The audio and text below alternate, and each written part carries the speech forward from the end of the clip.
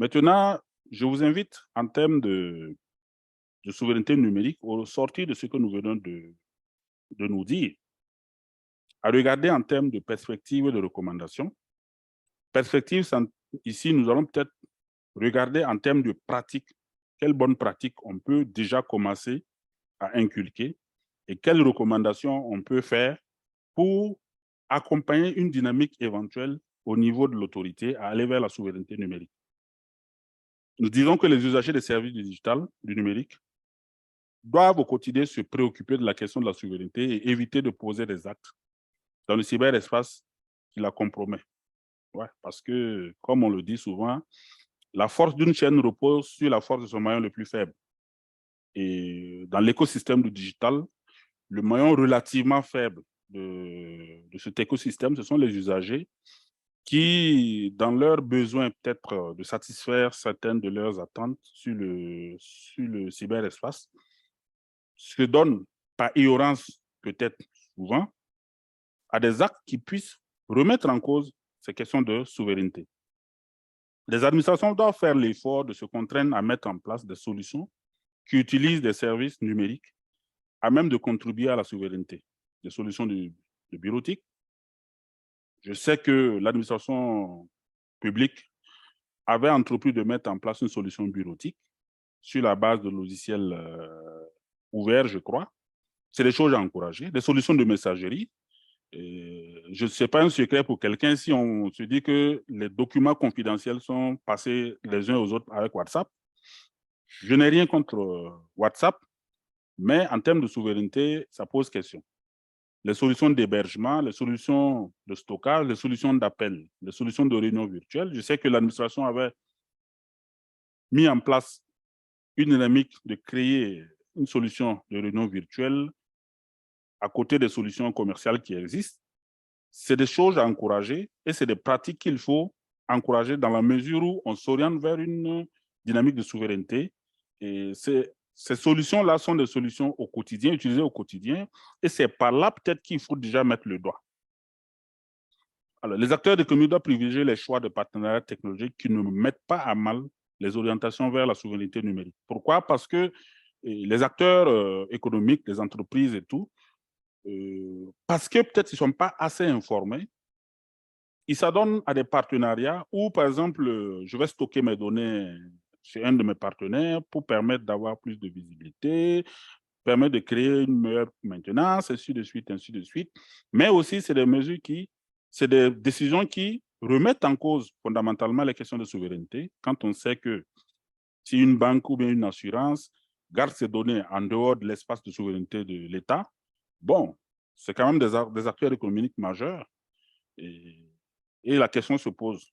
Les acteurs de la communauté de l'ingénierie digitale doivent avoir un principe directeur, la gestion de la souveraineté, privilégier les choix qui ne remettent pas en cause. Comme je l'ai dit, donc c'est dans nos pratiques quotidiennes en tant que technicien, c'est des choses à privilégier.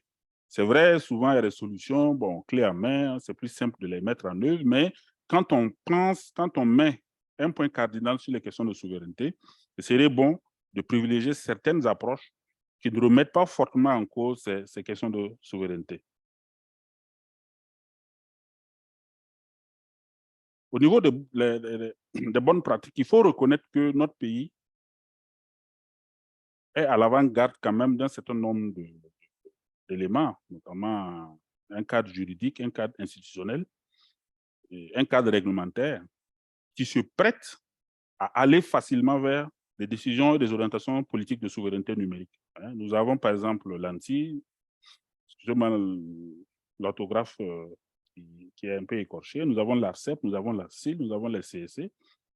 Et le secrétaire exécutif vient de nous dire tout de suite que la BDI est une délégation de l'autorité de pouvoir de l'ARCEP sur la gestion des noms de domaine. C'est une dynamique qui peut déjà faciliter l'acceptation d'une orientation vers des choix de souveraineté numérique. Parce que nous avons un cadre juridique qui existe, qui déjà encadre pas mal de choses dans le monde du numérique. Nous avons un cadre institutionnel qui existe, qui encadre un certain nombre de choses dans le monde du numérique. C'est vrai, il faut les renforcer. Peut-être qu'il y a des choses qu'il faut créer, par exemple un cadre pour réguler tout ce qui tourne autour de la monnaie mobile. un cadre qui permet, à notre avis, si la décision doit être prise, de ne pas sauter dans le vide. On va aller dans un environnement connu. Les usagers, d'ailleurs, qui utilisent les services du numérique aujourd'hui, les services grand public du numérique aujourd'hui, sont de plus en plus conscients qu'en réalité, ce n'est pas une zone de non-droit, que c'est une zone qui est encadrée et que dans la manière d'utiliser, il faut avoir de la subtilité, il faut se conformer aux règles de loi et des textes et aux textes. Alors, en termes de recommandations, si vous permettez, l'une des recommandations qui est assez intéressante, à notre avis, c'est d'élaborer une stratégie nationale de la souveraineté numérique.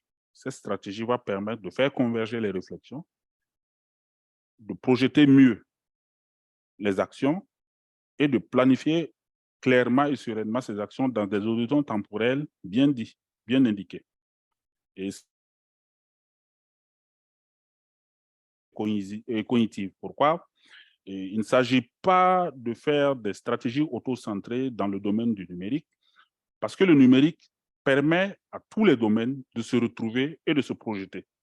De ce point de vue, si stratégie de souveraineté il y a, il faut inclure tous les acteurs majeurs du domaine, autant des secteurs stratégiques que des secteurs d'encadrement, que la justice, la communication et tout, pour qu'ensemble, il y ait une réflexion convergente à élaborer une stratégie au niveau national des questions de souveraineté, laquelle stratégie peut permettre à tous les efforts de changement orientés sur le numérique de s'en inspirer, de suivre les éléments et même de bénéficier des produits de cette stratégie.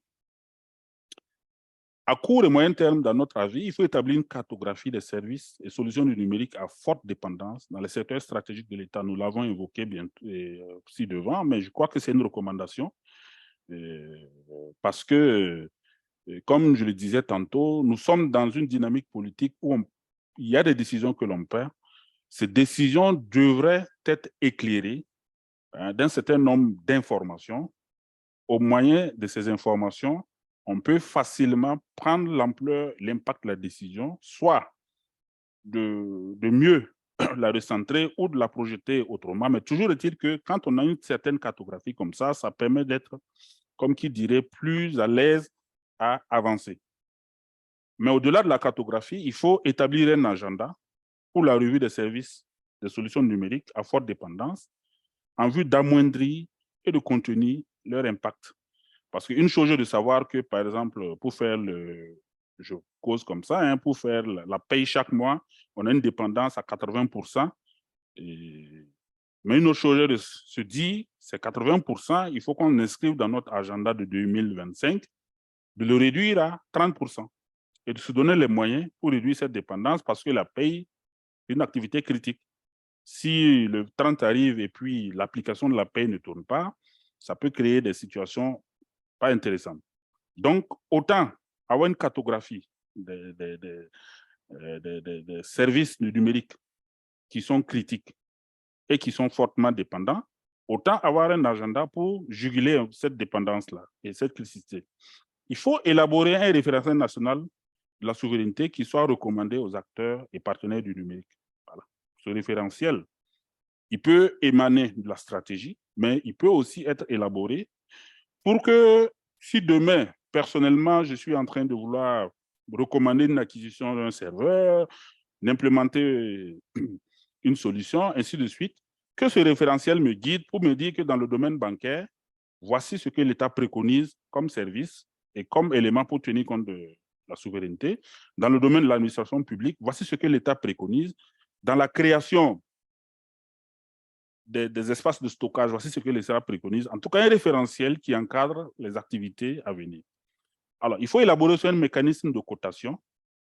Je voudrais prêter cette idée du SG de la BDI, à qui nous avons eu une discussion sur la question de la souveraineté, qui a évoqué effectivement une idée assez intéressante, qui est de mettre en place un mécanisme de cotation des services et des solutions du numérique qui indique leur niveau de dépendance en termes de souveraineté. Pour qu'aujourd'hui, parce que j'ai mis en œuvre un certain nombre de services sur la base de technologies actuelles, aujourd'hui, je ne suis pas dépendant, mais demain, en revisitant mes services, on peut se rendre compte que l'évolution de ces technologies me rend dépendant.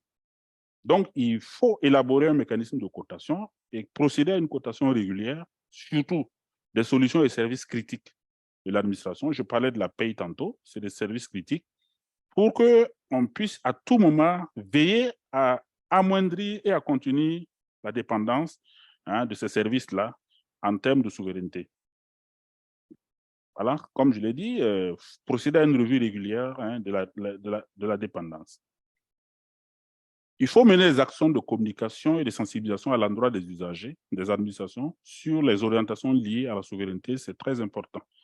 Je parlais de tantôt de WhatsApp, mais combien de personnes détiennent des adresses e-mail, ne serait-ce que des adresses e-mail officielles de l'administration, pour que quand j'ai un document, je suis à Falanguntu, je dois envoyer un rapport à Ouagadougou, que je n'utilise pas mon mail Gmail, que j'utilise le e-mail de l'administration, parce que c'est le document de l'administration, ça doit rester sous la souveraineté de l'administration, ça ne doit pas aller, je ne sais pas, en Californie, dans les serveurs de Gmail, de Google, avant de revenir au Burkina.